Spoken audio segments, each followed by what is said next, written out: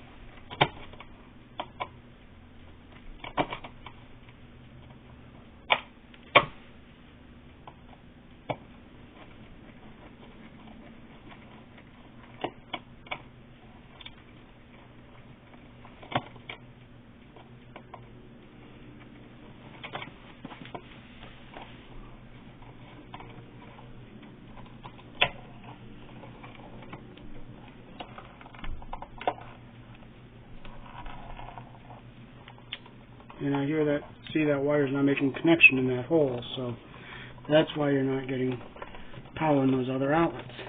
Because see how that's loose there? Mm-hmm. And I hear it arcing in there too, so that's what the problem was.